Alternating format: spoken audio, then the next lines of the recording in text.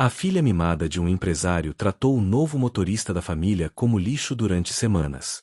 Até que um dia, documentos caíram do bolso dele, e o que ela descobriu fez seu mundo desmoronar. A verdadeira identidade desse homem vai deixar você sem palavras. Essa é surreal. Antes de descobrir quem esse motorista realmente é, me conta, de qual cidade você está assistindo? Comenta aí embaixo. E se você ama histórias de reviravolta que ensinam lições de humildade, se inscreve no canal e ativa o sininho. Você não vai acreditar no final. Bora! Isabela Monteiro tinha 24 anos e nunca havia trabalhado um único dia em sua vida. Filha única de Roberto Monteiro, dono de uma das maiores construtoras do Rio de Janeiro, ela cresceu em um mundo de privilégios absolutos.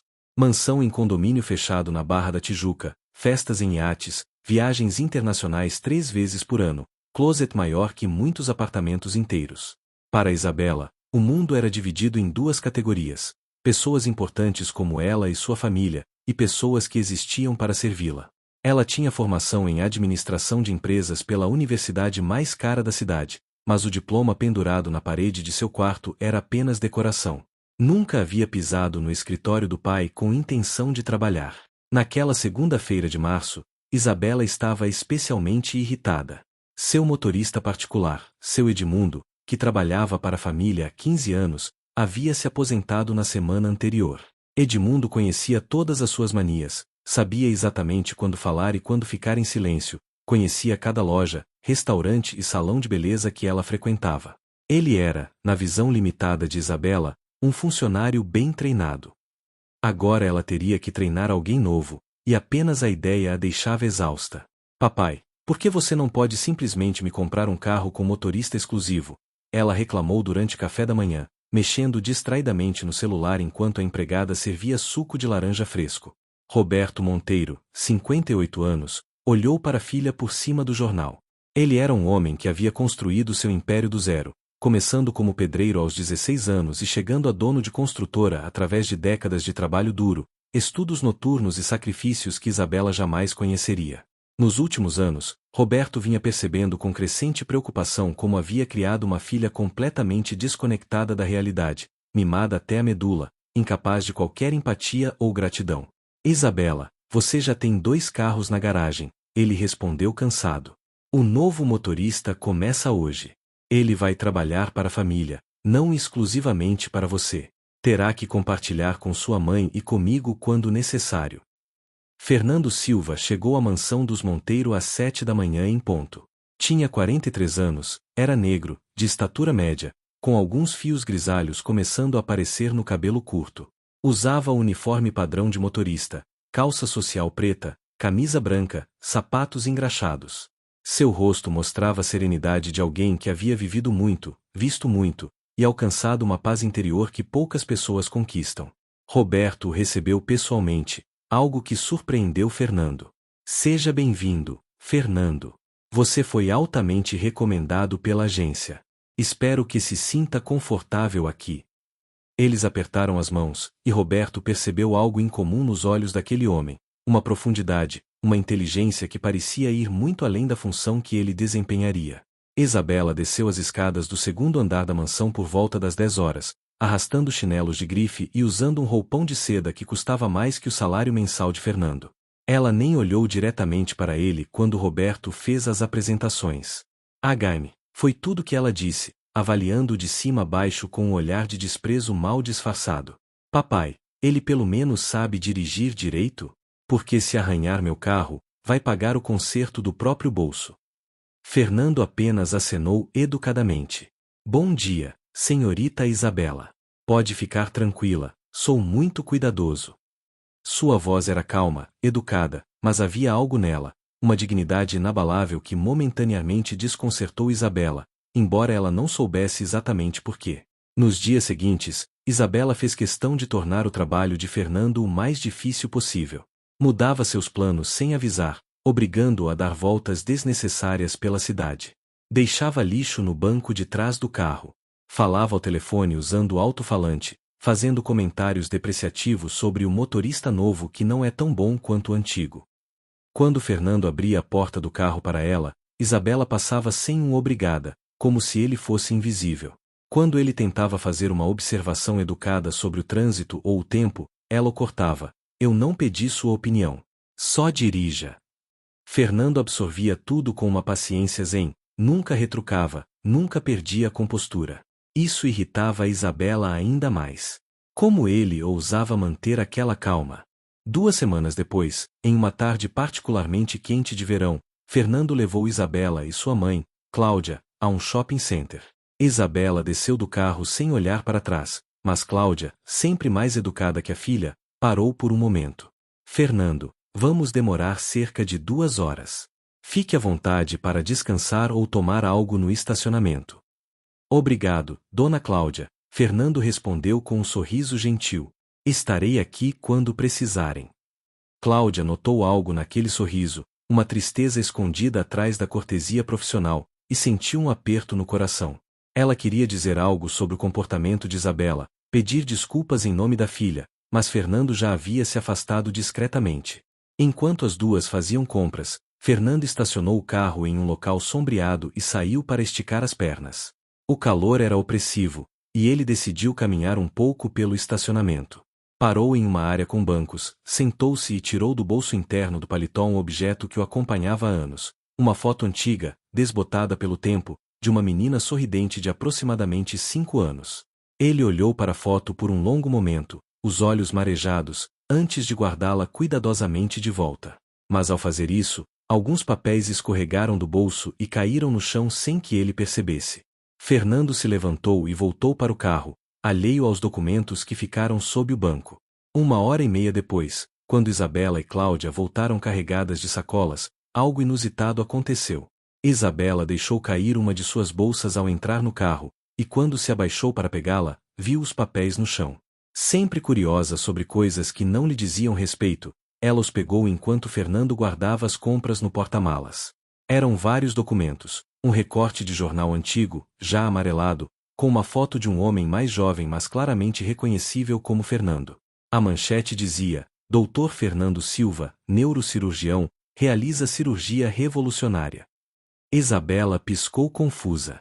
Havia mais: um diploma de medicina de uma universidade federal, certificados de especializações em neurocirurgia nos Estados Unidos e na Alemanha, artigos científicos publicados em revistas médicas internacionais com o nome dele como autor principal. Isabela ficou completamente paralisada, os papéis tremendo em suas mãos. Aquilo tinha que ser um erro. Não era possível. Seu motorista era um médico. Não apenas um médico, mas um neurocirurgião renomado internacionalmente. Cláudia notou a expressão de choque no rosto da filha. Isabela, o que foi? Você está pálida. Isabela não conseguia falar, apenas estendeu os documentos para a mãe. Cláudia os examinou e sua mão foi à boca em choque. No banco da frente, Fernando fechou o porta-malas e voltou ao lugar do motorista, ainda sem saber que seus documentos haviam sido encontrados. Fernando, Cláudia disse, a voz tremendo levemente. Ele olhou pelo retrovisor. Sim, Dona Cláudia. Ela estendeu os papéis pela frente do assento. Isto caiu do seu bolso. Nós. Fernando olhou para os documentos e fechou os olhos por um longo momento. Quando os abriu novamente, havia uma resignação neles. Peço desculpas. Não era minha intenção que vocês vissem isso. Isabela finalmente encontrou sua voz, embora saísse muito mais aguda que o normal. Você é médico? Um neurocirurgião? Fernando acenou lentamente com a cabeça. Fui, ele disse suavemente. Já não sou mais. O caminho de volta para casa foi feito em um silêncio tenso e desconfortável. Isabela não conseguia parar de olhar para a nuca de Fernando, sua mente girando com 1000 perguntas. Um médico dirigindo o carro? Como? Por quê? Nada fazia sentido. Quando chegaram à mansão, Cláudia foi direto procurar o marido. Roberto, precisamos conversar. Agora. Os três, Roberto, Cláudia e Isabela, se reuniram no escritório enquanto Fernando, como de costume, ia para os aposentos dos funcionários nos fundos da propriedade. Mãe acabou de descobrir que nosso motorista é um neurocirurgião famoso, Isabela disse, ainda em estado de choque. Roberto colocou o jornal de lado, confuso. O quê? Roberto Monteiro foi diretamente aos aposentos dos funcionários e bateu na porta de Fernando. Fernando, podemos conversar? Fernando abriu a porta, já sabendo o que estava por vir. Claro, senhor Monteiro. Eles se sentaram na pequena sala, e Roberto foi direto ao ponto. Minha esposa e filha encontraram alguns documentos seus hoje. Eu preciso entender, você realmente é médico? Fernando suspirou profundamente, como se uma represa que ele vinha mantendo fechada há anos finalmente se rompesse. Sim, eu sou. Ou era. Fui um dos principais neurocirurgiões do país. Operava em 3 hospitais particulares diferentes, dava aulas na faculdade de medicina, publicava pesquisas. Então o que diabos você está fazendo dirigindo meu carro? Roberto perguntou, não com raiva, mas com genuína confusão e preocupação. Fernando olhou para as próprias mãos por um longo momento antes de começar. Há 5 anos, eu tinha tudo. Uma clínica particular próspera, uma casa linda, um carro importado, reconhecimento internacional. E o mais importante, eu tinha minha filha, Laura. Ela tinha 16 anos. Era tudo para mim. Desde que sua mãe morreu no parto, fomos só nós dois. Ela era brilhante, queria ser médica como o pai. A voz dele quebrou um pouco, e ele fez uma pausa para recompor-se. Roberto permaneceu em silêncio, sentindo que estava prestes a ouvir algo profundamente trágico. Um dia, eu estava realizando uma cirurgia extremamente delicada, um aneurisma cerebral complexo. A cirurgia levou 12 horas. Desliguei meu celular, como sempre fazia durante procedimentos. Quando terminei, quando finalmente liguei o telefone novamente. Fernando fechou os olhos, as lágrimas escorrendo livremente agora. Havia 47 chamadas perdidas. Laura havia saído da escola e estava voltando para casa quando foi atropelada por um motorista bêbado. Levaram-na ao hospital, mas sem meu consentimento, os médicos não puderam realizar a cirurgia cerebral de emergência que ela precisava desesperadamente. Eles tentaram me encontrar por horas. Quando finalmente cheguei ao hospital, já era tarde demais. Ela havia morrido há 20 minutos. Roberto sentiu as lágrimas queimarem seus próprios olhos. Meu Deus, Fernando! Depois disso, eu entrei em colapso completo. Fernando continuou, limpando o rosto com as mãos. Não conseguia mais operar. Toda vez que entrava em um centro cirúrgico, tinha ataques de pânico. Via o rosto da minha Laura em cada paciente. O trauma era paralisante. Procurei ajuda psicológica, psiquiátrica, tentei de tudo. Mas alguns traumas são grandes demais. Perdi minha licença médica temporariamente por incapacidade de exercer a função. Passei 2 anos praticamente trancado em casa, em depressão profunda, sem querer viver. Perdi a casa, os carros, tudo.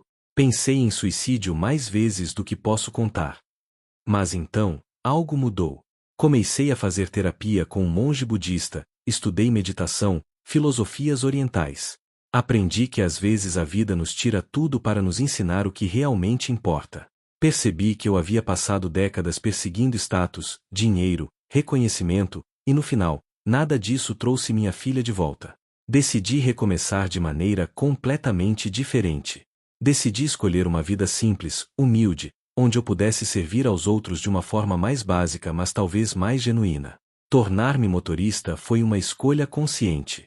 É um trabalho honesto, me mantém presente, me mantém humilde. Fernando olhou diretamente nos olhos de Roberto.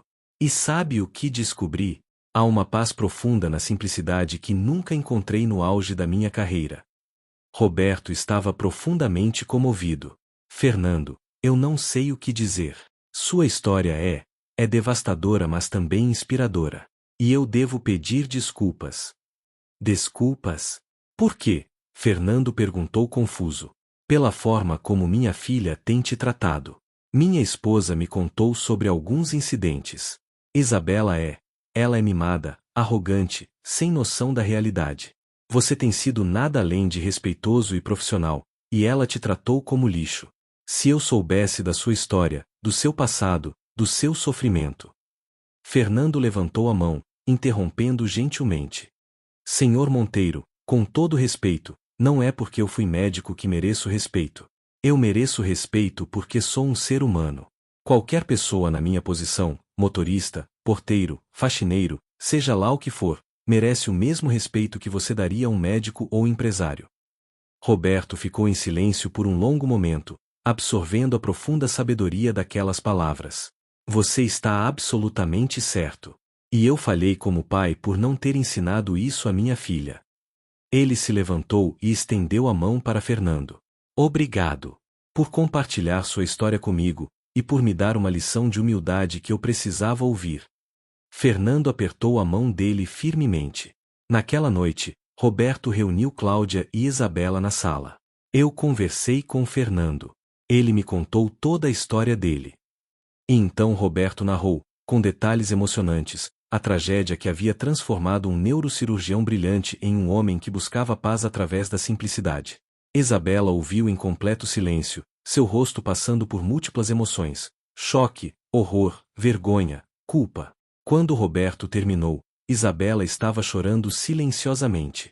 Pela primeira vez em sua vida adulta, ela estava confrontando o peso de suas ações, o veneno de sua arrogância, a crueldade de seu comportamento.